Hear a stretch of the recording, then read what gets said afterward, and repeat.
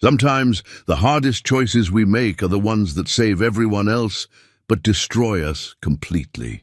There's nothing quite like watching everything you've built with your own hands go up in flames, especially when you're the one holding the match. Old Silas Granger lived alone in the mountains with just his dog Boone for company. After years of solitude, he'd found his peace in that little cabin he'd built himself. But when Boone found those strange eggs by the woodpile, everything changed. The eggs were bigger than chicken eggs and warm to the touch. When they hatched 3 days later, what came out wasn't anything that belonged on God's earth. That's when Silas made the hardest decision of his life. But what could possibly drive a man to burn down his own home? Before we jump back in, tell us where you're tuning in from, and if this story touches you, make sure you're subscribed, because tomorrow I've saved something extra special for you. The morning air carried the scent of pine and wood smoke as Silas Granger stepped onto the weathered porch of his cabin, coffee mug in one hand and his grandfather's walking stick in the other. At 62, his frame still carried the strength of a man who'd spent his life working with his hands. Though silver now threaded through his dark beard, and the lines around his eyes spoke of winters spent squinting against mountain snow. Boone, a blue-eyed shepherd mix with patches of grey and white, lifted his head from where he'd been lying in the morning sun. The dog's ears perked forward as he watched his master's familiar routine, the slow survey of their domain, the careful examination of the horizon where the peaks met the sky in jagged silhouettes. This was their kingdom, small but complete, carved from wilderness and maintained through quiet determination. The cabin itself was a testament to Silas's patience and skill. He'd felled each log himself, using techniques his father had taught him decades ago. The chinking between the logs remained tight after 15 years, sealed with a mixture of clay and moss that kept out the bitter mountain winds. The roof, shingled with cedar he'd split by hand, showed only minor wear despite the harsh weather that battered these heights each winter. A stone chimney rose from the center, its smoke providing the only sign of human habitation visible for miles in any direction. Another fine morning. "Old friend," Silas murmured to Boone, who responded with a gentle thump of his tail against the porch boards. The dog had been with him for 8 years now, found as a pup, abandoned by campers down near the tree line. Silas had nursed him through a broken leg and a bout of pneumonia that first winter. And since then, they'd been inseparable companions in their mountain solitude.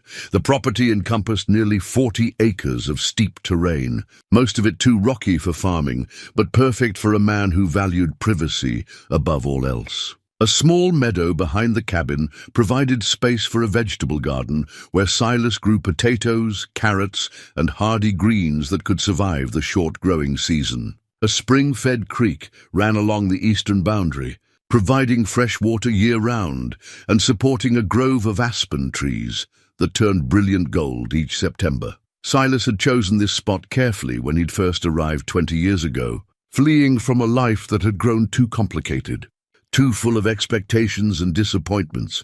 The nearest neighbor lived 12 miles down the mountain, accessible only by a rough trail that became impassable during heavy snow. The closest town, Millerville, was a 2-hour ride on horseback in good weather, longer in winter when the higher passes filled with snow. He'd come here seeking solitude after his wife Martha's death, needing distance from the well-meaning friends and family who couldn't understand his grief. The cancer had taken her slowly, month by agonizing month, until the woman he'd loved for 30 years became a shadow of herself. After the funeral, after the settling of affairs, after the selling of their house in town, Silas had packed what little he needed and headed for the high country. The transition hadn't been easy. Those first winters had tested him in ways he hadn't expected. The isolation that seemed so appealing in summer became oppressive when snow blocked the trails for months at a time. He'd learned to preserve food, to repair equipment with whatever materials he could scavenge, to treat his own injuries and illnesses. More than once, he'd wondered if he'd made a terrible mistake, but gradually the mountains had worked their magic. The silence that once felt suffocating became restorative. The daily rhythms of survival, cutting wood, hauling water, tending the garden, provided structure and purpose. Most importantly, the solitude allowed him to grieve properly, without the pressure to move on or get back to normal that had driven him from civilization. Now, 2 decades later, this place felt more like home than anywhere he'd ever lived. Every tree, every rock formation, every seasonal change was as familiar as his own reflection. He knew which game trails the deer favored, where the best fishing holes lay along the creek, and how to read the subtle signs that predicted weather changes days in advance. His supplies came up twice a year via pack mule, once in late spring when the trails cleared, and again in early fall before the heavy snows began. Old Pete Mackenzie made the journey from Millerville, bringing flour, sugar, coffee, ammunition, and other necessities that Silas couldn't produce himself. In exchange, Silas sent down furs from the animals he trapped, along with payment drawn from the modest inheritance Martha had left him. The arrangement worked well for both men. Pete got fair payment for his services and enjoyed the excuse to spend a few days in the mountains, while Silas maintained his independence without completely cutting himself off from the outside world. During Pete's visits, they'd share meals and conversation, catching up on news from the valley below, but Silas never felt tempted to return to that life. Boone had adapted to their routine with the wisdom that dogs possess. He served as an early warning system for wildlife, alerting Silas to the presence of bears or mountain lions that occasionally wandered through their territory. During hunting season, he helped track wounded game through the thick underbrush. In winter, he provided companionship during the long evenings when darkness fell early, and the cold made outdoor work impossible. The dog had his own personality and preferences. He favored the sunny spot on the south side of the cabin during cold mornings, enjoyed swimming in the deeper pools of the creek during summer, and had an uncanny ability to sense changes in weather hours before they arrived. Silas had learned to trust Boone's instincts, often adjusting his plans based on the dog's behavior. Their daily routine rarely varied. Mornings began with coffee and a survey of their domain, followed by whatever maintenance tasks the season demanded: splitting wood, repairing tools, tending the garden, or checking the snares and fishing lines that supplemented their diet. Afternoons were reserved for heavier work like cutting timber or hunting, while evenings were spent by the fire. Silas, reading by lamplight while Boone dozed at his feet. The cabin itself was spartanly furnished, but comfortable. A stone fireplace dominated one wall, with a heavy wooden table and 2 chairs positioned nearby. Silas's bed occupied an alcove in the back corner, while shelves lined the walls, holding his collection of books, tools, and personal belongings. A ladder led to a small loft, where he stored supplies and equipment. The walls displayed a few mementos from his previous life: a photograph of Martha taken on their wedding day, a military service medal from his time in Vietnam, and a hand-drawn map of the surrounding terrain that he'd created over years of exploration. These items connected him to his past without overwhelming him with memories he wasn't ready to confront. Outside, various outbuildings supported their self-sufficient lifestyle. A smokehouse for preserving meat stood near the creek, while a small barn housed his tools and stored hay for the occasional horse or mule that brought supplies. A root cellar dug into the hillside kept vegetables fresh through the winter months, and a workshop allowed him to repair equipment and craft new items as needed. The rhythms of mountain life had taught Silas patience and acceptance. He'd learned to work with nature rather than against it, to appreciate the changing seasons, and to find satisfaction in simple accomplishments. The man who'd once measured success in terms of income and social status now found meaning in a well-stacked woodpile or a successful hunt. But perhaps, most importantly, the mountains had given him peace. The guilt and anger that had consumed him after Martha's death had gradually faded, replaced by a quiet acceptance of life's unpredictability. He still missed her terribly, still talked to her sometimes during his evening walks, but the sharp edge of grief had dulled to a manageable ache. As Silas stood on his porch that particular morning, watching Boone investigate something near the woodpile with unusual intensity. He felt the familiar sense of contentment that marked his days. The sun was climbing higher, promising warmth despite the crisp air. The garden would need attention soon, and he'd spotted deer sign near the meadow that suggested good hunting ahead. It was a morning like countless others, unremarkable in its simplicity and routine. Nothing in the peaceful scene suggested that this day would shatter the carefully constructed life he'd built, or that the choices ahead would test everything he believed about himself and his place in this remote corner of the world. Boone's sudden bark shattered the morning quiet, sharp and insistent in a way that immediately commanded attention. The dog was pawing at something near the base of the woodpile, his entire body tense with excitement or alarm. Silas couldn't tell which. Silas set down his coffee mug and walked over to where Boone was digging frantically at the base of the woodpile. The dog's behavior was unlike anything he'd seen before. Not the excited digging that accompanied the discovery of a buried bone, nor the cautious investigation he showed around unfamiliar scents. This was something different, something urgent. "What you got there, boy?" Silas asked, kneeling beside his companion. Boone looked up briefly, his blue eyes holding an expression that seemed almost pleading, then returned to his digging with renewed intensity. Silas gently moved Boone aside and began clearing away the loose dirt and debris himself. His calloused hands worked carefully, years of experience having taught him patience in all things. About 6 inches down, his fingers encountered something smooth and warm. He paused, frowning. The morning air was crisp enough to see his breath, yet whatever lay buried here radiated heat, like a stone that had been sitting in summer sunlight. He cleared more dirt away, revealing what appeared to be the top of an egg, but unlike any egg he'd ever seen. The shell was roughly the size of a goose egg, but rounder, almost perfectly spherical. Its surface was a deep amber color, with darker speckles that seemed to shift and move when he looked at them directly. More disturbing was the warmth it gave off, a steady heat that seemed to pulse like a slow heartbeat. Silas sat back on his heels, studying the strange object. In 62 years of life, 20 of them spent in these mountains, he'd encountered most of what nature had to offer. He knew the eggs of every bird species in the region, had stumbled across the nests of hawks, eagles, and even the occasional owl. This belonged to none of them.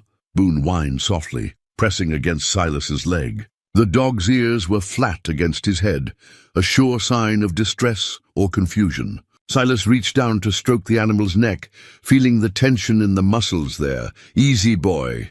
Let's see what we're dealing with here." He continued excavating carefully, discovering that the first egg was part of a clutch of 6, all nestled together in what appeared to be a carefully constructed nest. The nest itself was another puzzle, woven from materials that included pine needles, moss, and what looked like strands of something metallic that caught the morning light with an oily shimmer.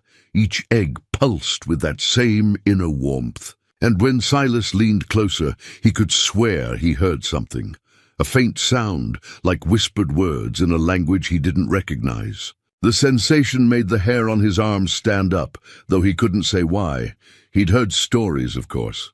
Every mountain man had tales of strange things encountered in the deep wilderness, phenomena that couldn't be easily explained. Most he dismissed as the products of isolation and imagination, the mind's way of filling empty spaces with mystery. But sitting here with these impossible eggs warming his hands, those stories seemed less far-fetched. Martha had always been the practical one in their marriage, quick to dismiss his occasional flights of fancy with gentle humor. "Silas Granger," she'd say, "you've got too much imagination for your own good." He found himself wishing she were here now, if only to tell him he was seeing things that weren't there. But the eggs were undeniably real, solid and warm in his hands. As he lifted one carefully from the nest, it seemed to pulse more strongly, as if responding to his touch. The surface was smoother than any eggshell should be, almost glass-like, yet it didn't feel fragile. Boone had backed away several feet and was now watching with his ears pricked forward. head tilted in the manner of a dog trying to make sense of an unfamiliar sound.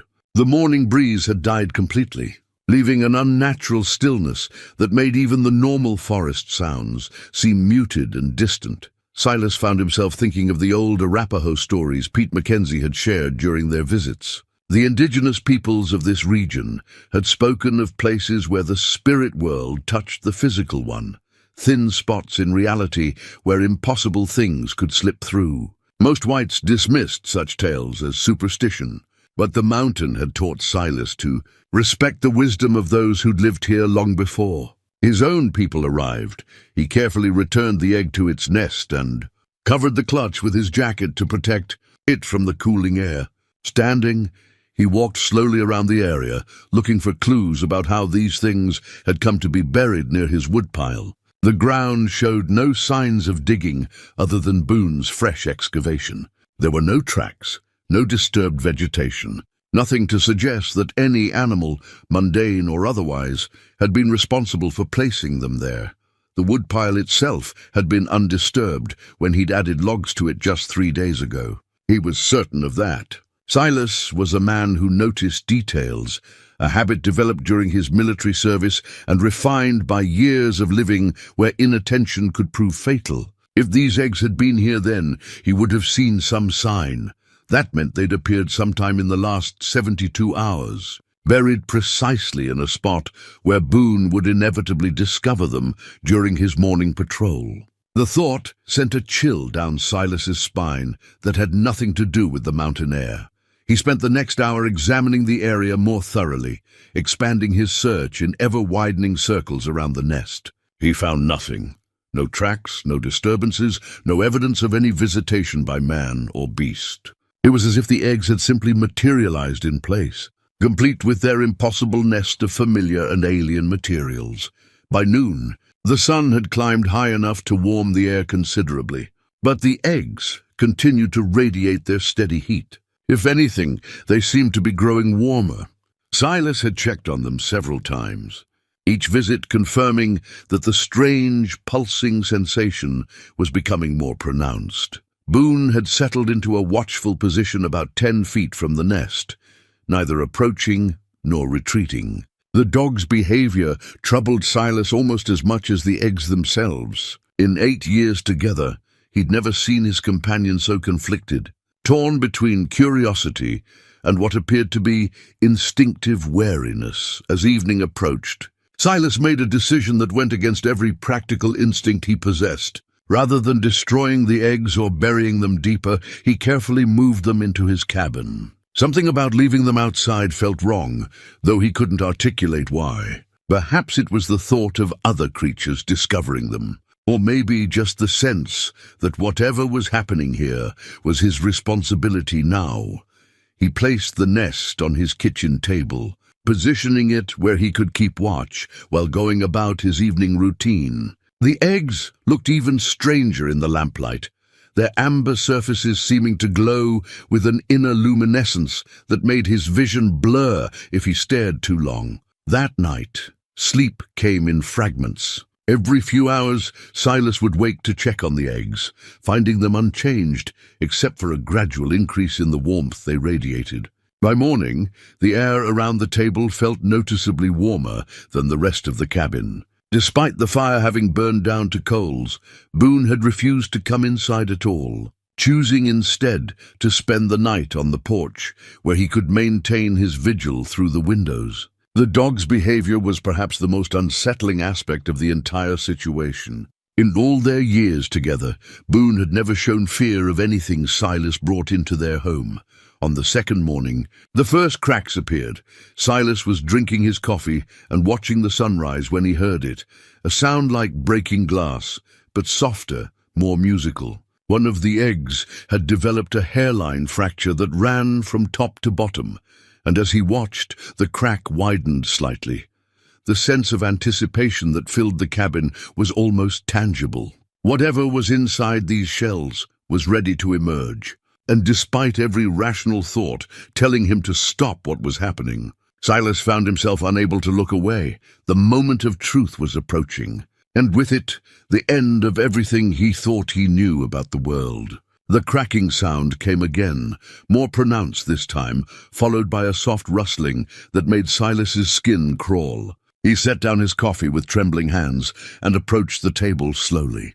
As if sudden movement might trigger something he wasn't prepared to face, the first egg had split completely in half, its amber shell falling away like broken pottery. What emerged defied every natural law Silas understood. The creature was no larger than his thumb, but it moved with a fluid grace that seemed almost serpentine. Its skin was translucent, revealing internal structures that pulsed with bioluminescent patterns. And it possessed too many limbs, or perhaps what he was seeing weren't limbs at all, but some other appendages for which he had no name. Most disturbing were its eyes, if they could be called eyes. Dark, multifaceted orbs that seemed to hold an intelligence far too advanced for something so small and newly hatched. When the creature turned toward him, Silas felt the unmistakable sensation of being studied, evaluated, perhaps even judged.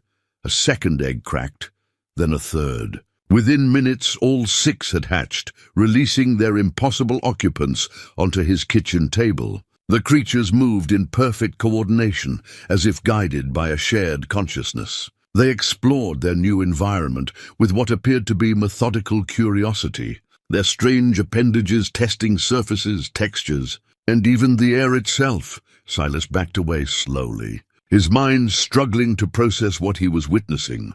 These things violated everything he thought he knew about biology, about the natural order. They moved too fluidly, responded too intelligently, and seemed to communicate through subtle changes in their bioluminescent patterns. Outside, Boone began barking frantically. The sound was different from his earlier alert barks. This was pure alarm, the kind of sound a dog made when confronted with something that triggered every survival instinct. Silas glanced toward the window and felt his blood turn cold. The creatures on the table had gone completely still, their attention focused on something beyond the cabin walls. Their luminescent patterns had shifted to a deep red that pulsed in unison, like a synchronized heartbeat. Then as one, they turned toward the door. Silas grabbed his rifle from where it hung above the fireplace, though he had no idea what good it would do against creatures that seemed to exist outside normal reality. His hands shook as he checked the load, muscle memory from his military days taking over despite his fear. The scratching started at the door, not the familiar sound of Boone's claws, but something else, something that made long, deliberate grooves in the heavy wood. Through the window, Silas could see shapes moving in the tree line, dark forms that seemed to shift and flow rather than walk. One of the newly hatched creatures made a sound, a high-pitched trill that seemed to carry far beyond what its size should allow. The scratching at the door stopped immediately, replaced by a silence so complete that Silas could hear his own heartbeat. He realized with growing horror that the things outside weren't random predators drawn by coincidence. They were responding to the creatures in his cabin, called by some signal he couldn't perceive. The eggs hadn't been abandoned or lost. They were bait or perhaps beacons, drawing something from the deep wilderness to this exact spot. Boone's barking had changed again, becoming a series of sharp, panicked yelps. Silas peered through the window and saw his faithful companion backing toward the cabin, his hackles raised and his body trembling. Whatever was out there had the dog terrified in a way Silas had never seen. The creatures on his table began moving again, but their behavior had changed. Where before they had seemed curious and exploratory, now they moved with obvious purpose. They flowed across the table surface like living mercury, heading directly for the edge nearest the door. Silas watched in fascination and revulsion as they seemed to test the air, their appendages waving in patterns that suggested complex communication. A heavy thud against the cabin wall made him jump. Then another, from a different direction. Whatever was outside was circling the building, testing its defenses. Silas had built well. The logs were thick and the chinking tight, but he'd never imagined defending against anything like this. The trill sound came again, this time from all 6 creatures in unison. The harmony they created was both beautiful and terrifying, a sound that seemed to resonate in his bones. It was answered immediately by similar sounds from outside, a chorus that surrounded the cabin completely. Silas found himself thinking of his grandfather's old stories about the Civil War, tales of being surrounded by Confederate forces in the deep woods. "The waiting's always the worst part," the old man had said. "Once the shooting starts, training takes over. But the waiting, that's when your mind plays tricks on you." But this wasn't war as any human understood it. This was something older, more primal, a conflict between the natural world and forces that had no business existing within it. The creatures in his cabin weren't enemies exactly, but they weren't allies either.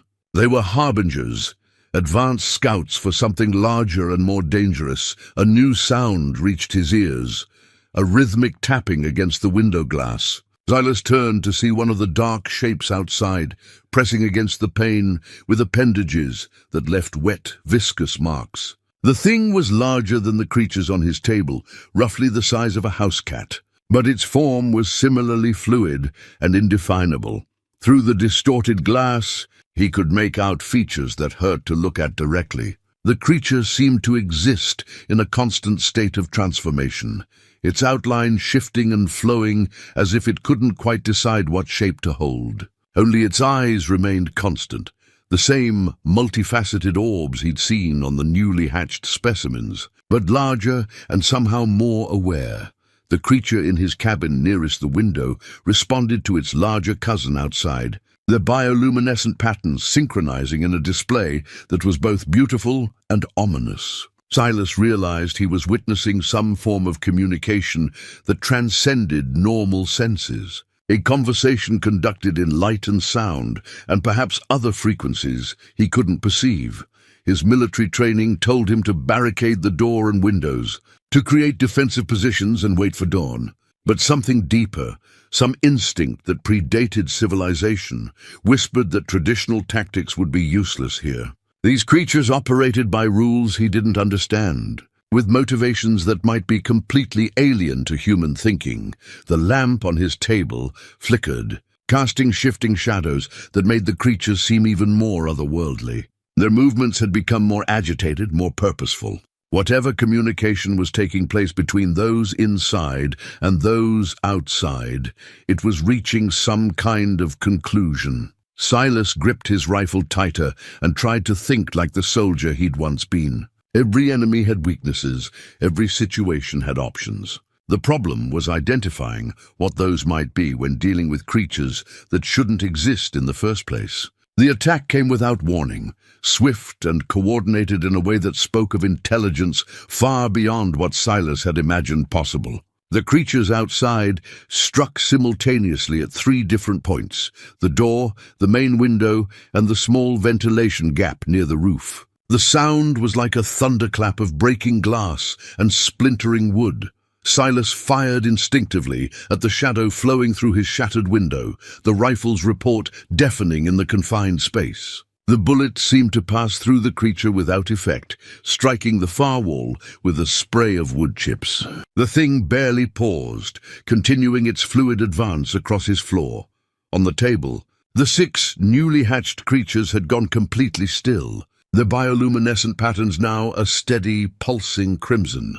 They watched the chaos with what appeared to be calm assessment. As if this violent intrusion was exactly what they'd been expecting, Boone burst through the damaged door, his fur standing on end and his eyes wild with terror. The dog immediately positioned himself between Silas and the advancing creatures, growling with a ferocity that seemed to give even these otherworldly beings pause. "Good boy," Silas whispered, working the rifle's bolt to chamber another round. "We stand together."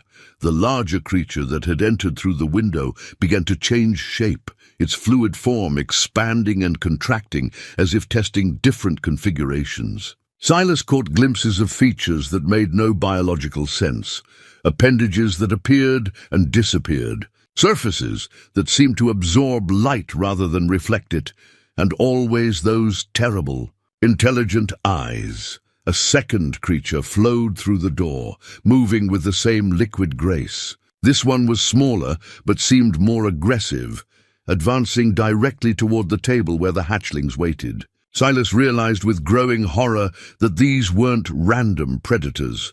They were coming specifically for the creatures he'd inadvertently harbored. He fired again, this time at the creature near the table. The bullet had no more effect than before, passing through the thing's shifting form without causing visible damage. But the sound and muzzle flash seemed to disrupt its movement momentarily, giving him a crucial insight into their nature. "They don't like loud sounds," he muttered, ejecting the spent cartridge and loading another. The military training he'd thought rusty came flooding back. Assess, adapt, survive. If bullets wouldn't work, he needed to find what would.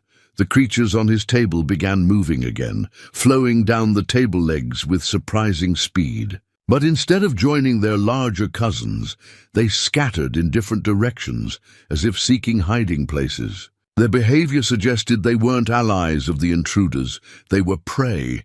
This realization changed everything. Whatever these things were, they weren't a unified species. The hatchlings were running from the larger ones, which meant there were at least two factions at work here. The question was whether either side could be considered friendly to human interests. A third creature squeezed through the ventilation gap, dropping to the floor with a wet sound that made Silas's stomach turn. This one was different from the others, more solid-looking, with what appeared to be actual limbs rather than the flowing appendages of its companions. Its eyes, however, were the same multifaceted orbs that marked all of these beings. Boone lunged at the newcomer, his teeth bared in a snarl that came from somewhere deep in his canine ancestry. To Silas's amazement, the dog's attack seemed to have an effect. The creature recoiled, its form becoming less stable, as if Boone's presence somehow interfered with its coherence. "That's it, boy. Keep after them!" Silas grabbed a lantern from his shelf and hurled it at the creature near the window. The glass shattered against its form, and the kerosene ignited in a brilliant flash. The thing recoiled with what sounded like a scream, its bioluminescent patterns shifting to chaotic, panicked flashing. Fire. They didn't like fire any more than they liked loud sounds. Silas filed this information away as he grabbed a burning stick from his fireplace, wielding it like a torch. The creatures immediately backed away, their fluid forms seeming to contract and solidify in the presence of the flames. One of the hatchlings had taken refuge behind the water barrel in the corner. As Silas watched, it began to pulse with a different pattern. Not the aggressive red of before, but a soft blue-green that seemed almost grateful. The idea that these things could feel gratitude was disturbing in ways he couldn't articulate. The larger creatures were regrouping near the door, their forms flowing together in a way that suggested they were communicating. Their bioluminescent displays had become more complex, creating patterns that hurt to look at directly. Silas found himself growing dizzy, as if the lights were affecting his brain in ways evolution had never prepared him for. "Whatever you are," he said, raising his makeshift torch higher. "You're not welcome here." The response was immediate and terrifying. All three creatures began to pulse in unison, their combined light filling the cabin with an otherworldly glow. The effect was hypnotic, and Silas felt his grip on the torch beginning to weaken as his consciousness threatened to slip. "Away!" Boone's sharp bark snapped, him back to awareness just in time to see one of the creatures flowing toward him with obvious hostile intent. He swung the torch in a wide arc, scattering burning debris across the floor. The creatures retreated again, but he could see they were learning, adapting their tactics to account for his defenses. A new sound reached his ears, more scratching, but from outside. The noise was coming from all directions now, as if the cabin was surrounded by dozens of these things. The three inside had been just the advance guard. The hatchling behind the water barrel made a soft trilling sound, different from the aggressive calls he'd heard before. This one sounded almost like a warning, and as if in response, the larger creatures suddenly stopped their advance and began flowing back toward the broken window and door. They were retreating, but Silas knew it wasn't because of his torch or Boone's courage. Something else was coming, something that even these nightmare creatures feared. In the sudden silence that followed their departure, He could hear it, a deep, rhythmic sound that seemed to come from the earth itself, like the heartbeat of something unimaginably large, stirring to life beneath the mountain. The rhythmic pounding grew stronger, shaking dust from the cabin's rafters and causing the remaining glass in the windows to vibrate in their frames. Silas pressed his ear to the floor and felt the vibrations through the thick wooden planks, whatever was making. That sound was massive and getting closer. The hatchling behind the water barrel had emerged from its hiding place and was moving toward him with obvious purpose. Its bioluminescent patterns had shifted to a complex sequence of blues and greens that seemed almost like language. As it approached, Silas felt a strange sensation in his mind, like whispered words just below the threshold of hearing. Danger. Ancient. Must flee. The thoughts weren't his own. Somehow, the creature was communicating directly with his consciousness, bypassing his ears entirely. The realization should have terrified him, but instead he felt an odd sense of relief. For the first time since this nightmare began, something was trying to help him understand what's coming. He whispered to the creature, feeling foolish for talking to something the size of his thumb. The response came as a flood of images and sensations that made his head spin. He saw vast caverns deep beneath the mountain, filled with creatures that dwarfed the ones he'd encountered. Ancient things that had slumbered for centuries, awakened now by the presence of the hatchlings on the surface. The eggs hadn't been randomly placed.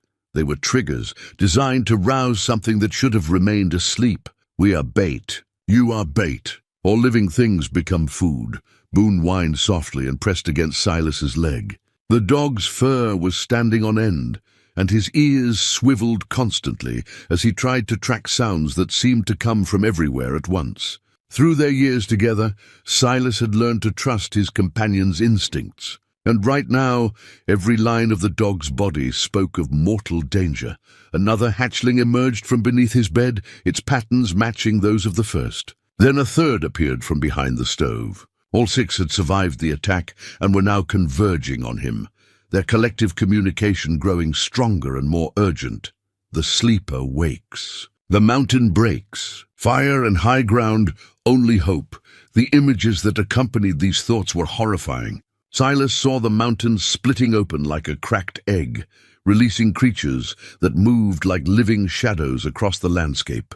He saw forests burning, not from normal fire, but from some kind of energy that consumed everything in its path. Most disturbing of all, he saw humans fleeing in terror, their minds shattered by contact with intelligences too alien to comprehend. "How long do we have?" he asked aloud. "Hours, maybe less. It feeds on fear first, flesh second." Silas looked around his cabin, his home for 20 years, and felt a profound sense of loss. Everything he'd built here, everything he'd worked for, was about to be destroyed by forces beyond his comprehension. But Martha's voice seemed to echo in his memory, something she'd said during her final days. "Sometimes the only victory is choosing how you face the end." He began moving with grim purpose, gathering supplies he would need for whatever came next. His military pack went on first, followed by ammunition, medical supplies, and what food would travel well. The hatchlings watched his preparations with what appeared to be approval, their patterns shifting to encourage him when he made good choices, and warning him away from items that would be useless in what lay ahead. Boone had positioned himself by the door, his body tense and ready to move. The dog understood that they were leaving, and his earlier terror had transformed into the kind of focused alertness that had served them well during dangerous situations in the past. The pounding from below had developed a rhythm now, like some massive heart beating in the depths of the earth. With each pulse, small objects in the cabin rattled and shifted. Silas's coffee mug fell from the table and shattered on the floor, the sharp sound making all 6 hatchlings freeze momentarily. Soon, very soon, one of the creatures flowed up onto his shoulder, its tiny form weighing almost nothing but radiating warmth like a living coal. When it touched his skin, the mental connection became stronger and clearer. He could sense its alien perspective on the world. its understanding of energies and forces that had no names in human language. Through its senses, he perceived the mountain as a living entity, riddled with passages and chambers that formed a vast network of arteries and organs. Something ancient and vast lay at its heart, something that had been sleeping since before his species existed. The hatchlings weren't native to this world. They were refugees from somewhere else, fleeing a catastrophe that had consumed their own realm. Your kind calls it many names: demon, devil, old god. We know it as hunger that walks. The creature shared more images, showing him glimpses of worlds where this entity had fed before, planets stripped bare of life, their surfaces cracked and lifeless. Civilizations that had tried to fight and been consumed, not just physically but spiritually, their very essence absorbed to fuel the creature's endless appetite. Why here? Why now? The barriers grow thin. Your people's pain calls to it. Wars and suffering create weakness in the walls between worlds. Silas thought about the news reports Pete Mackenzie had shared during his last visit. Conflict spreading across the globe. Natural disasters increasing in frequency and intensity. The general sense that the world was spiraling towards some kind of crisis. If the creature was drawn to suffering, then humanity had certainly provided plenty of invitation. The rhythmic pounding suddenly stopped, leaving a silence so complete that Silas could hear his own heartbeat. The hatchlings on his body went completely still, their bioluminescent patterns dimming to almost nothing. It wakes. It rises. Time to choose. Through the cabin's damaged windows, Silas could see the forest beginning to change. Trees that had stood for decades were leaning away from the mountain as if blown by invisible wind. Birds that should have been roosting for the night were fleeing in massive flocks, their cries creating a cacophony of terror that echoed across the valley. Most disturbing of all, the very air seemed to be thickening, taking on a quality that made it hard to breathe. Each inhalation felt heavy and wrong, as if the atmosphere itself was being transformed by the presence of something that had no business existing in this reality. The ground beneath the cabin groaned and shifted, and Silas realized with crystalline clarity that his time for preparation was over. Whatever was coming would arrive within minutes, and his choices now would determine not just his own survival, but possibly the fate of everyone who lived in the valley below. The first crack appeared in the cabin floor directly beneath the kitchen table, a hairline fracture that widened as Silas watched. Steam hissed up through the gap, carrying with it a smell that was both metallic and organic, like blood mixed with copper pennies. The hatchlings on his shoulders began to pulse urgently, their mental voices joining in a chorus of warning. Move now. High ground. The firestones?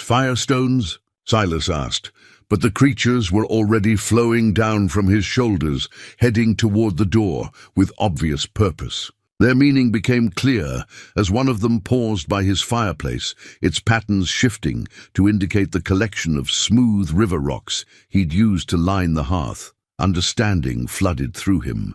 These weren't ordinary stones. They were something else, something the hatchlings recognized as important. He'd found them years ago while exploring a cave system higher up the mountain, drawn to them by their unusual weight and the way they seemed to hold heat longer than normal rock. He'd thought them merely curious geological specimens. Working quickly, Silas gathered the stones into a canvas bag, their warmth evident even through the thick fabric. The largest was about the size of his fist, while the smallest were no bigger than marbles. He'd collected dozens over the years, never understanding their significance until now. Ancient weapons, made by the first ones to hold back the hunger. The crack in his floor widened with a sound like breaking bones. Through the gap, he could see a faint reddish glow that pulsed in rhythm with the distant pounding. Whatever lay beneath was using the mountain's geological structure as a conduit, following the natural fissures and fault lines to reach the surface. Boone was already at the door, whining and pawing at the frame. The dog's instincts were screaming at him to flee, and Silas knew they were right. But as he looked around the cabin one last time, he felt the weight of everything he was abandoning. 20 years of memories, the carefully constructed life he'd built to honor Martha's memory, The photograph of their wedding day caught his eye, and without thinking he grabbed it from the shelf. The frame was cracked from the vibrations, but the image remained intact. Martha's smile radiant in her white dress, his own younger face filled with hope and love. Some things were worth carrying, even into hell itself. Sentiment will not save you. Speed will, I know, he muttered, tucking the photograph inside his jacket. A man's got to carry something of who he was, or he becomes just another animal running in the dark. The hatchlings seemed to understand this reasoning, their mental touch softening with what felt like sympathy. These creatures had lost their own world, their own memories and connections. They knew the pain of leaving everything behind.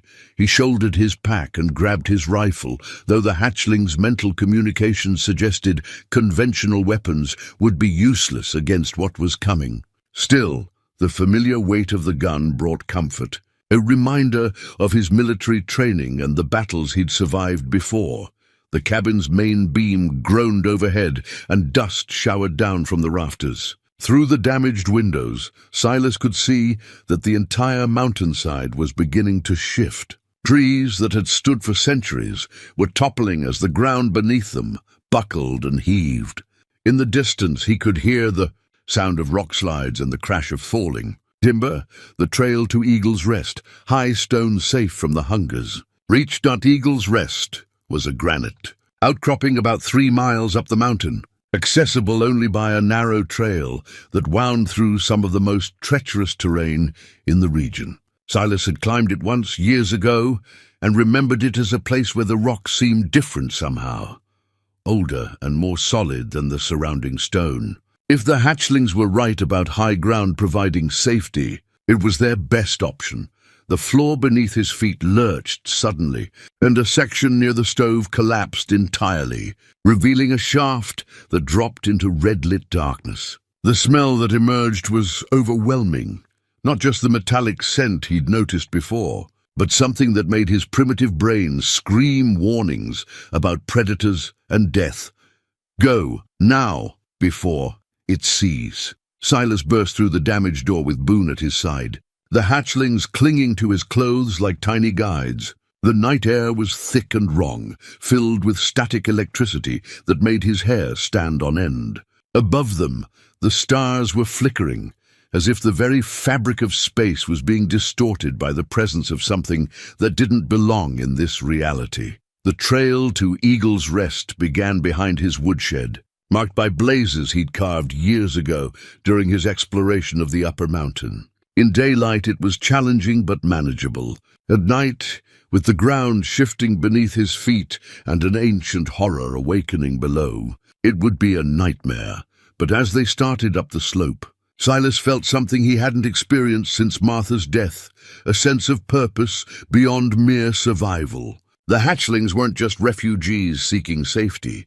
They were warriors in their own way, carriers of knowledge and weapons that could make a difference in the battle to come. The firestones must reach the high place. The old protections must be renewed. What happens if we don't make it? He asked as they climbed.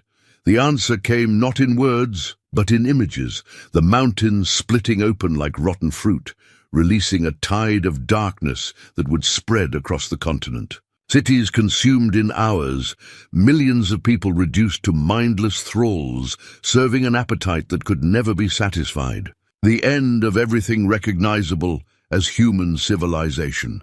Behind them, his cabin exploded into flames as something massive emerged from the crack in his floor.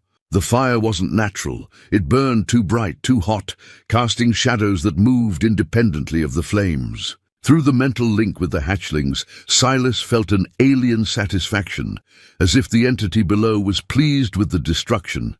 It feeds on loss. Your pain makes it stronger, then I won't give it the satisfaction, Silas growled, forcing himself not to look back at the burning remains of his home. Instead, he focused on the trail ahead, on the treacherous climb that might be their only hope of survival. Boone bounded ahead, his natural agility allowing him to navigate the rocky path with ease. The dog paused occasionally to look back, making sure his human companion was keeping up. In the flickering light of the unnatural fire below, Silas could see that his faithful friends Eyes held the same grim determination that had carried them through every hardship of their shared life. They were no longer running from the danger. They were racing toward whatever hope remained. Halfway up the treacherous trail to Eagle's Rest, Silas paused to catch his breath and check on their pursuit. The fire below had spread beyond his cabin, consuming everything in a widening circle that defied natural laws. Trees burst into flame without the fire even touching them, as if the very presence of the entity was enough to ignite the world around it. But it was what he saw in the flames that made his blood run cold. Figures moved within the inferno, human shapes that walked unharmed through the supernatural fire. At first, Silas thought his eyes were playing tricks on him, that the stress and exhaustion were causing hallucinations. But as he watched, one of the figures turned toward the mountain slope, and even at this distance, he recognized the face. Pete Mackenzie, the man who'd been bringing supplies up the mountain for 15 years, who'd shared countless meals and conversations in that cabin, now consumed by otherworldly flames. Pete stood in the fire as if it were merely warm sunlight, his familiar features unchanged except for his eyes, which now held the same multifaceted quality as the creatures. They have been among you for years, preparing, watching, waiting. The hatchling's mental voice carried a tone of grim revelation, and suddenly pieces began falling into place with horrible clarity. Pete's uncanny ability to navigate the mountain trails in any weather, his knowledge of paths that weren't on any map, the way he always seemed to know exactly when to arrive, as if he possessed some supernatural awareness of Silas's needs. "How long?" Silas whispered, his throat tight with betrayal and fear. "Since the first eggs were placed. He has been the shepherd, guiding the flock towards slaughter." More figures emerged from the flames, men and women Silas recognized from Millerville, people he'd known for decades. Sarah Chen from the general store, who'd always had an uncanny knowledge of what supplies he'd need before he asked. Tom Rodriguez, the postmaster, who'd delivered letters from Martha's relatives with an efficiency that now seemed suspicious. Dr. Elizabeth Harper, who tended to his occasional injuries with a skill that went beyond normal medical training. All of them walked unharmed through the supernatural fire, their faces serene and their movements unnaturally coordinated. They weren't victims of the entity. They were its servants, possibly its offspring, planted in human society to prepare for this moment. Your species calls them changelings, body snatchers, doppelgangers. The truth is simpler and worse. They are grown, not stolen. Bred in the deep places to replace key individuals. How many? Silas asked, though he wasn't sure he wanted to know the answer. In your valley? Perhaps a dozen. Across your world? Thousands. They have been preparing for the hunger's awakening for decades. The implications staggered him. If creatures had been replacing humans for that long, how many government officials, military leaders, and scientists were actually alien infiltrators? How many crucial decisions had been influenced by inhuman intelligence, working toward this moment of catastrophe? Boone whined softly and pressed against his leg. The dog had always been wary of Pete, Silas realized now. Animals possessed instincts that evolution had honed to detect predators and threats. Boone had been trying to warn him for years, but human arrogance had dismissed the dog's unease as mere antisocial behavior. Below them, the figures in the flames had begun moving up the mountain with purpose. Their movements were too fluid, too coordinated, like dancers following choreography rehearsed countless times. They weren't climbing the trail. They were flowing up the slope directly, their forms adapting to the terrain in ways that defied human limitations. They come for the firestones. They know what you carry. Then we'd better not let them have it, Silas said grimly, shouldering his pack and resuming the climb. But his mind was reeling with the scope of the deception. How long had he been living in an illusion? How many of his interactions over the past 20 years had been with creatures wearing human faces? The trail grew steeper, forcing him to use his hands to scramble over rocky outcroppings. Behind them, the pursuing figures had spread out in a net formation, closing off escape routes with military precision. These weren't mindless monsters. They were intelligent, organized, and utterly ruthless in their efficiency. There is more you must know. About the stones. About your role in what comes next. What role? I'm just a man trying to survive. The response came as a flood of images that made his head spin. He saw himself not as he was now, but as others saw him, a guardian placed in this specific location for this specific purpose. The random events that had led him to this mountain weren't random at all. Martha's death, his grief-driven exile, even his discovery of the Firestones, all of it had been orchestrated by forces that played games across centuries. The first ones knew this day would come. They prepared guardians, scattered them across your world like seeds. Most never awakened to their purpose. You are among the few who remain. Guardians of what? The barriers, the seals, the locks that keep the hunger contained between feedings. More images flooded his consciousness. Ancient sites around the world where similar stones waited, where other guardians had lived and died without knowing their true purpose. Stone circles in Ireland, temple ruins in Cambodia, cave paintings in Australia, all of them connected by an invisible network of power that had held back cosmic horrors for millennia. The stones must reach the high place. The ritual must be completed. If not here, then nowhere. The weight of responsibility settled on his shoulders like a physical burden. He wasn't just fleeing for his own survival. He was carrying the last hope of preventing a catastrophe that would consume everything he'd ever cared about. The knowledge was almost too much to bear, but Martha's voice echoed in his memory again. When the world asks everything of you, you give what you can and trust God for the rest. A new sound reached his ears, helicopters approaching from the south. For a moment, hope fled in his chest. Perhaps the military had detected the disturbance and was responding. But as the aircraft came into view, that hope died. The helicopters were flying in perfect formation despite the supernatural atmospheric disturbances that should have made flight impossible. Their movements were too precise, too coordinated, suggesting that their pilots were either superhuman or not human at all. They have had decades to prepare. Your military, your government, how many crucial positions do you think they have filled? The scope of the infiltration was breathtaking in its audacity. If key positions in the military and government were compromised, then conventional resistance would be impossible. Humanity's own weapons and institutions would be turned against them, used to facilitate their own destruction. Eagle's Rest loomed ahead, its granite bulk offering the promise of safety. But Silas now understood that even if they reached it, their real work would just be beginning. The Firestones weren't just weapons. They were components in some ancient system designed to reinforce the barriers between worlds.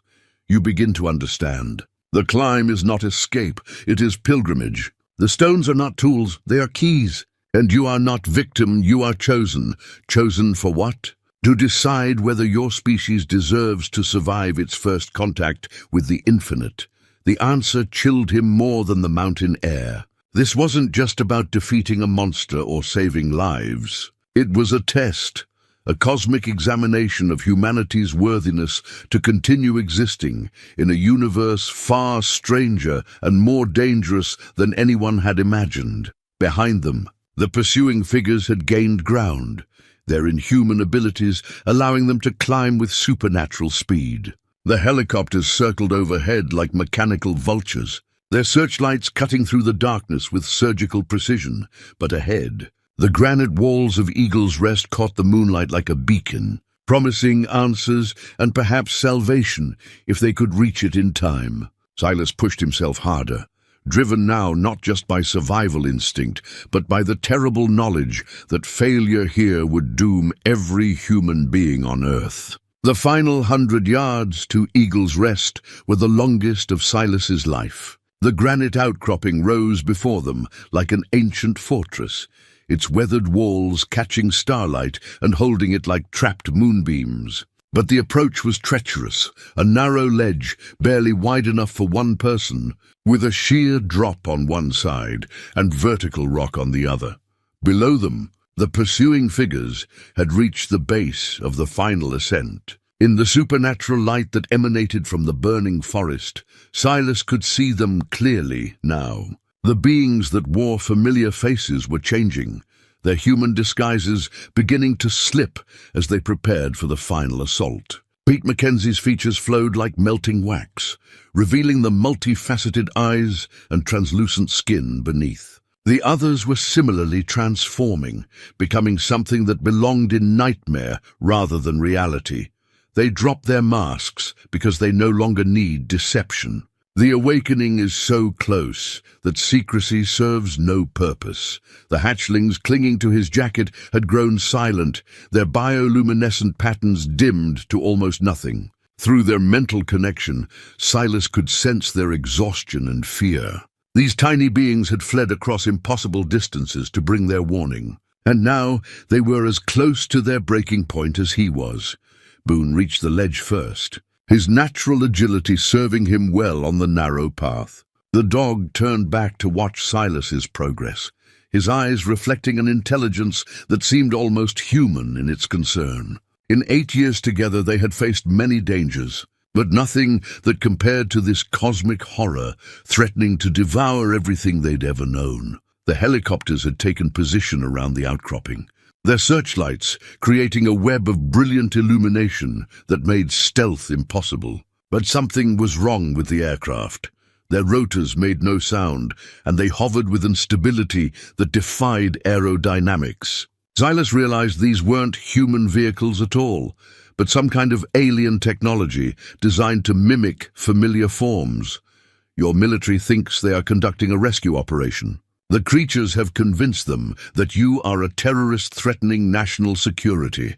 The bitter irony wasn't lost on him. In trying to save humanity, he'd been painted as its enemy. But that was how these beings operated, using humanity's own institutions and reflexes against them, turning their strengths into weaknesses. As he edged along the ledge, Silas's hand brushed against the bag of firestones. Even through the thick canvas, he could feel their warmth increasing. The ancient artifacts were responding to their proximity to whatever lay hidden within Eagle's Rest, resonating with energies that predated human civilization, almost there. The chamber lies beneath the granite, hidden from sight but not from those who know how to look.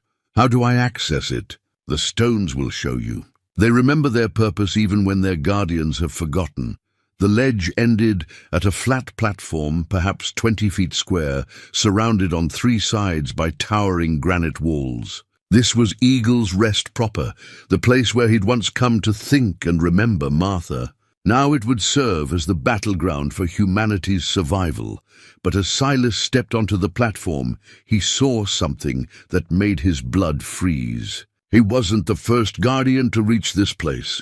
Scattered across the granite were the remains of others who had made this desperate journey, skeletons still clutching bags of similar stones. Their bones bleached white by decades of mountain weather. Many have tried. All have failed. The ritual requires more than stones and determination. What else does it require?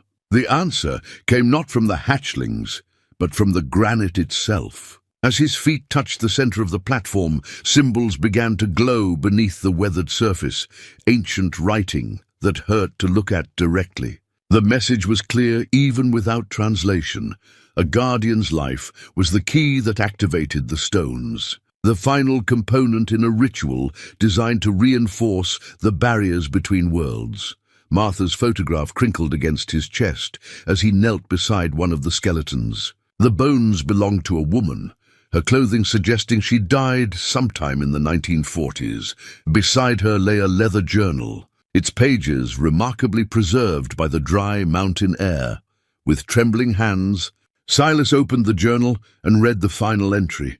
Written in a woman's careful script, "The stones grow warm as the darkness rises. I understand now what my grandmother meant when she spoke of the family's burden. We are not guardians of treasure, but guardians of humanity itself. If anyone finds this record, know that the choice must be made freely. The barrier requires willing sacrifice, not merely death. Tell my children I loved them. Each guardian has chosen differently."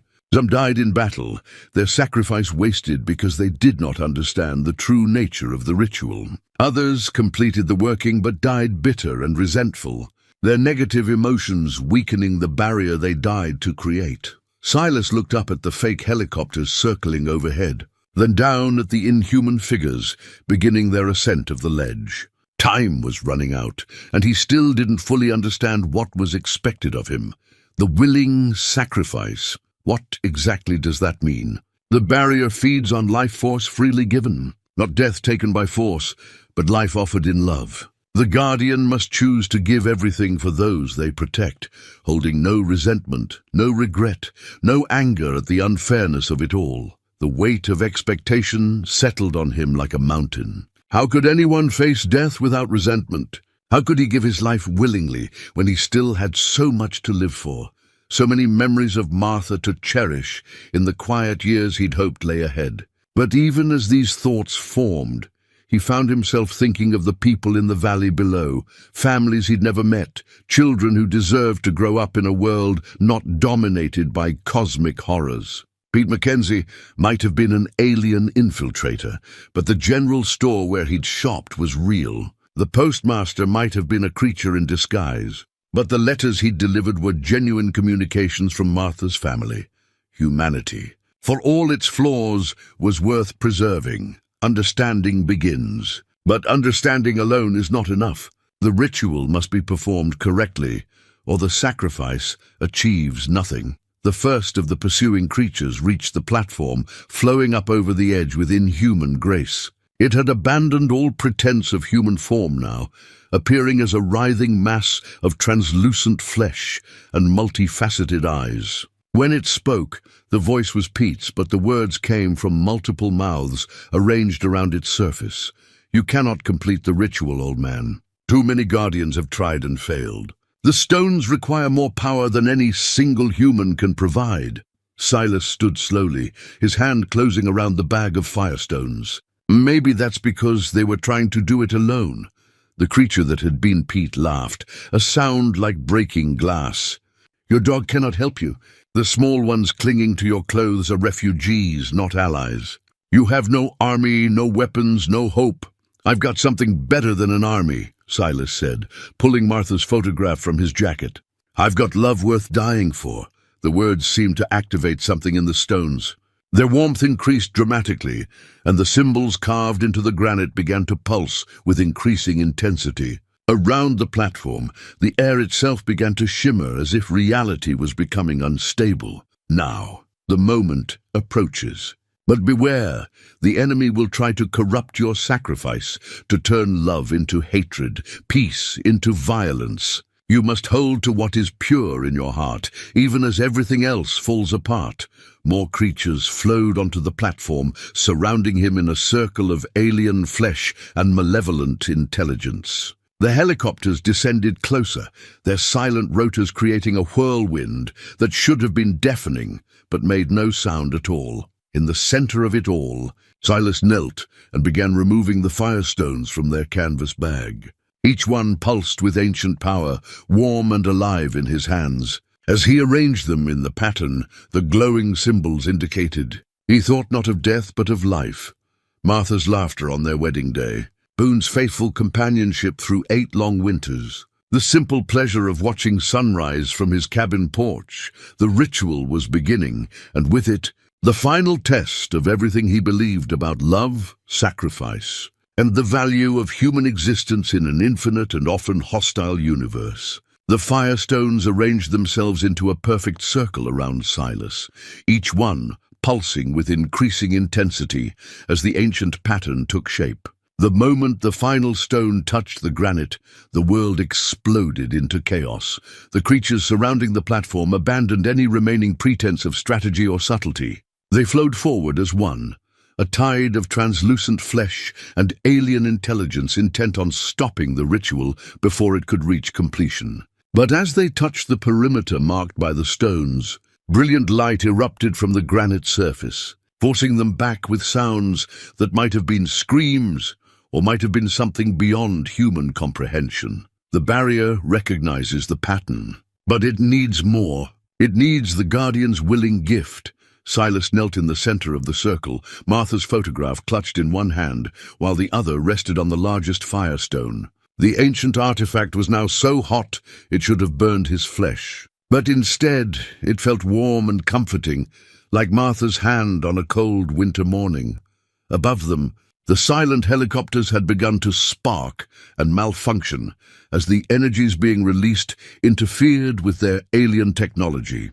One by one, they crashed into the mountainside, their facades of human engineering dissolving to reveal the twisted biomechanical horrors beneath.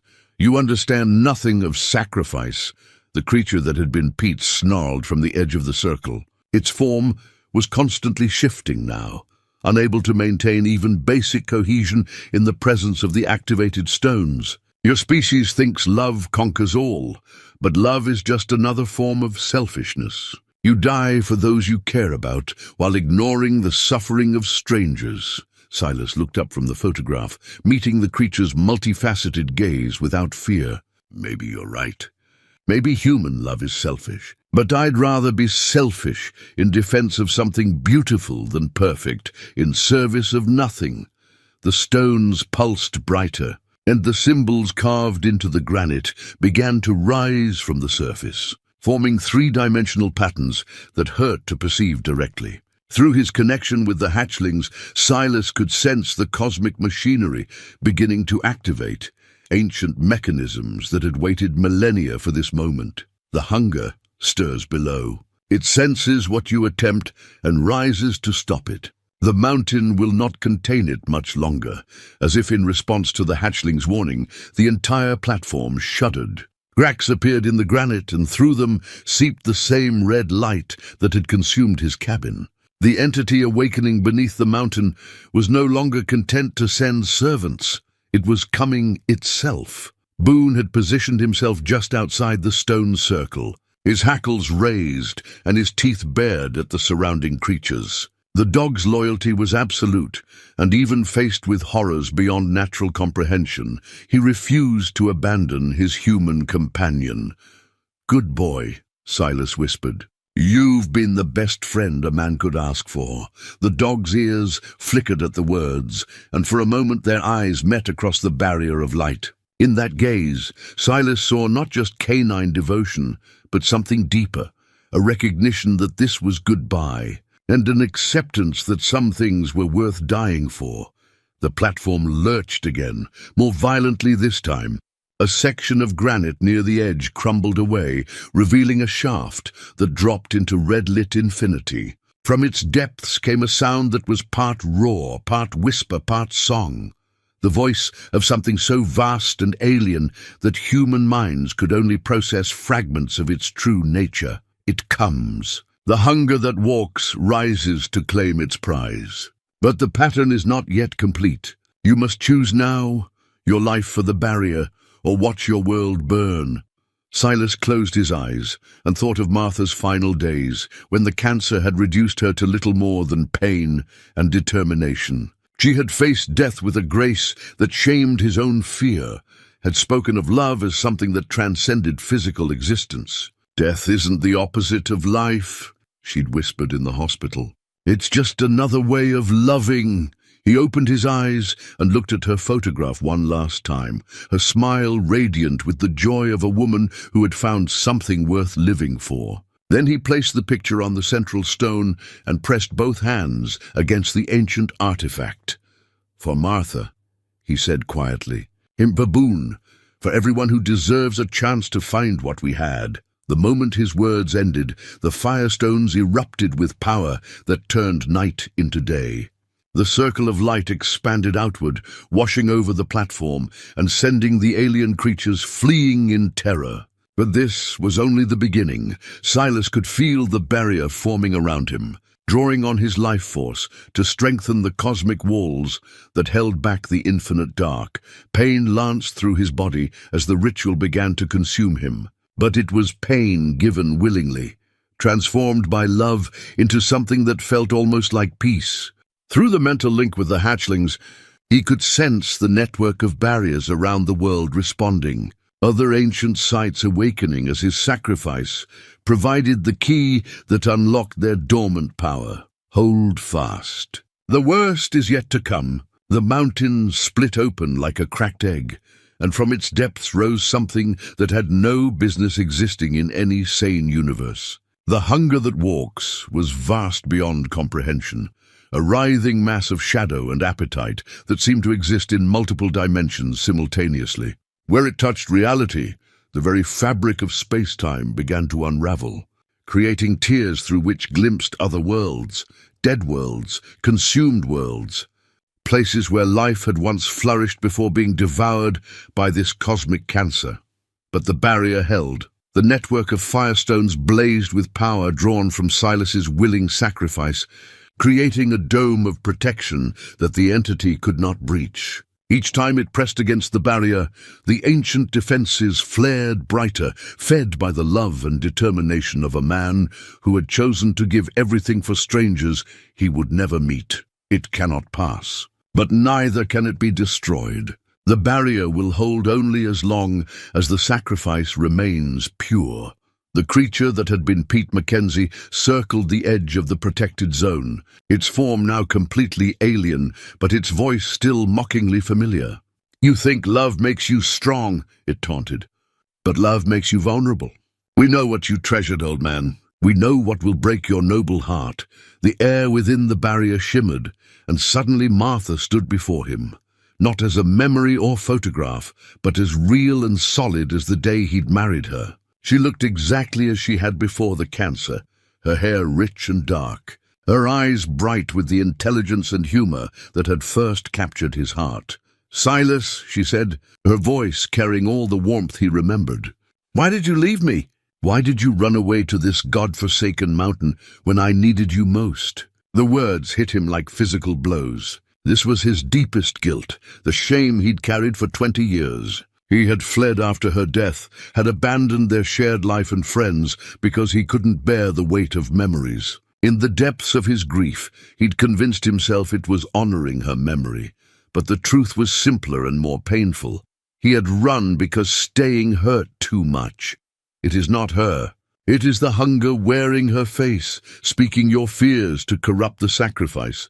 But knowing the truth intellectually and feeling it emotionally were different things. The figure before him captured every detail of Martha's appearance, every mannerism and inflection. When she smiled, it was with the same slight asymmetry that had made her face so beautifully unique. When she reached toward him, it was with the same graceful gesture she'd used to comfort him through countless smaller griefs. "I waited for you," the false Martha continued. "I waited in that hospital bed, hoping you'd find the courage to stay and fight for us.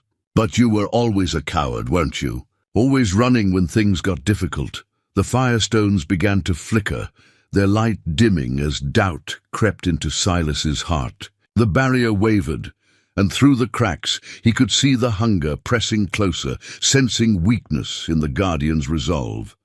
Remember the truth. Remember why she loved you. Remember what she said about love transcending death. Silas closed his eyes and thought back to Martha's actual final words, not the cruel fabrication before him now. She had been weak, barely able to speak, but her message had been clear. "Love doesn't end with death, Silas. It just changes form. Carry me with you wherever you go." He opened his eyes and looked at the false Martha with newfound clarity. "You're right about one thing," he said quietly. "I was a coward. I ran because I was afraid of living without her. But I learned something on this mountain that you'll never understand." The false Martha's expression shifted, becoming less certain. "What's that?" "Love isn't about holding on. It's about letting go when the time comes, and trusting that what you built together is strong enough to survive the separation." He picked up Martha's photograph from the central stone, holding it up so the false image could see. "This is Martha. Not perfect, not without flaws, but real in ways you'll never comprehend. She wouldn't want me to die bitter and guilty.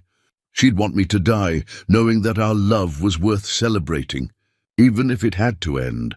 The firestones blazed with renewed power, their light becoming so intense that the false Martha began to dissolve, her features melting away to reveal the writhing alien flesh beneath. The barrier expanded, pushing back against the hunger with force that made the entity recoil. Now, while the sacrifice burns pure. Complete the pattern. Silas pressed his hands to the largest stone and felt his life force flowing into the ancient network. But instead of pain, he felt Martha's presence, not the false version conjured by the enemy, but the real woman he'd loved, somehow present in this moment of ultimate need. "I'm here," her voice whispered in his mind. "I've been here all along, waiting for you to understand that love doesn't require your physical presence. It just requires you to keep choosing it, even when everything else is taken away." The mountain shook as the hunger made one final assault on the barrier. But it was too late. The sacrifice was complete, the pattern fulfilled, and the barriers around the world blazed to life with power that would hold back the darkness for another age. The first thing Silas noticed was the silence. Not the oppressive quiet that had preceded the entity's awakening, but a peaceful stillness that spoke of balance restored and ancient hungers satisfied.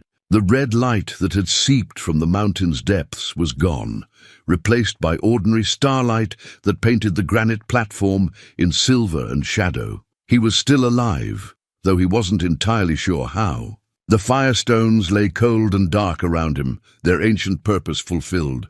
The barrier they had created was invisible now, but he could sense its presence like a warm current in the air. A protective field that stretched far beyond this mountain to encompass the entire world. You live because the sacrifice was pure. Love freely given returns threefold. The hatchlings still clung to his jacket, their bioluminescent patterns now a gentle blue-green that spoke of peace rather than alarm. Through their mental connection, he could sense their gratitude and relief. They had found what they came seeking, a guardian willing to pay the price for humanity's protection. Boone approached cautiously, sniffing the air with the careful attention of a dog who had learned to trust his instincts above all else. The creatures that had pursued them were gone, dissolved back into whatever dimension had spawned them when the barrier sealed the breach between worlds. The false helicopters lay scattered around the mountainside as twisted wreckage, their alien technology no longer able to maintain its human facade. "We did it." "Oi," Silas whispered, reaching out to stroke his companion's fur. "We actually did it." The dog pressed against his leg with a contentment that suggested he understood, at least in part, what they had accomplished. For 8 years, Boone had been Silas's faithful companion through isolation and grief. Now he had been witness to something that would reshape both their lives in ways neither of them could fully comprehend. Martha's photograph lay beside the central stone, unharmed by the cosmic forces that had raged around it. Silas picked it up with trembling hands, studying her face in the starlight. The image was unchanged, but somehow it seemed different now, not a reminder of loss, but a celebration of love that had proven stronger than death itself. She is not gone. None of the truly loved are ever gone. They live in the choices made by those who remember them. The hatchling's words carried a wisdom that went beyond its alien origin. Love, Silas realized, was perhaps the only truly universal force, recognized and valued by intelligent species across the cosmos, powerful enough to breach the barriers between life and death as dawn approached, painting the eastern sky in shades of gold and rose. Silas began to understand the magnitude of what had changed. The barrier would hold for generations, perhaps centuries, keeping the hunger that walks confined to the spaces between worlds. But the network of guardians had been awakened by his sacrifice, and others around the globe would now know their purpose. Your world is safe, but not unchanged. The awakening has been felt by those who have eyes to see. Some will seek you out looking for answers, and what will I tell them? The truth. That love is stronger than fear, that sacrifice freely given creates power beyond measure, and that every world faces the choice between connection and consumption. The sun crested the horizon, and in its light Silas could see the valley below. Smoke no longer rose from the supernatural fires that had consumed his cabin and the surrounding forest. In their place, new growth was already beginning to emerge, not the slow regeneration of natural forest succession, but something accelerated and guided by forces beyond normal understanding. Life, it seemed, was determined to reclaim what had been temporarily lost.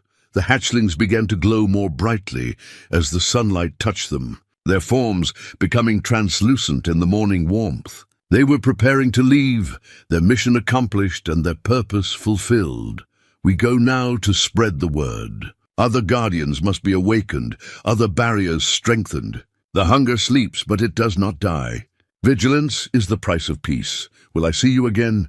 In time. When the need is great, the guardians call to each other across any distance. You are part of the network now, connected to protectors on 1,000 worlds. One by one, the creatures flowed from his jacket, their forms dissolving into points of light that scattered on the morning breeze. Within moments, they were gone, leaving only the memory of their alien wisdom and the knowledge that humanity was no longer alone in its struggle against the dark. Silas stood slowly, his body aching from the night's ordeal, but his spirit lighter than it had been in 20 years. The descent from Eagle's Rest would be easier in daylight, and he had much to consider about what came next. His cabin was gone, but the mountain remained. His old life was over, but a new purpose had taken its place.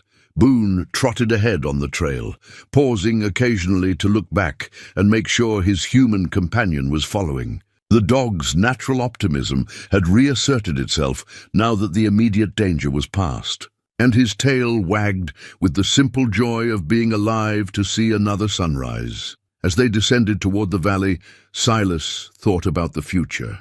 There would be questions from the authorities about the destroyed aircraft and the strange phenomena that had been detected throughout the region. There would be others seeking him out, both those who wanted to understand what had happened and those who might wish to exploit the knowledge he now carried.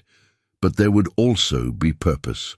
For the first time since Martha's death, he had a reason to engage with the world beyond his mountain solitude. The network of guardians would need guidance, and the barriers would require maintenance. Most importantly, humanity would need to understand that it was part of something larger than itself, a cosmos, filled with wonders and terrors in equal measure. The man who had come to this mountain 20 years ago, seeking only peace, had become something more. He was a guardian now, a protector of the light, and the keeper of knowledge that might one day save not just his own world, but countless others. Some things, Silas reflected as he walked toward his uncertain future, were indeed worth dying for. And sometimes love proves strong enough to let you live for them instead.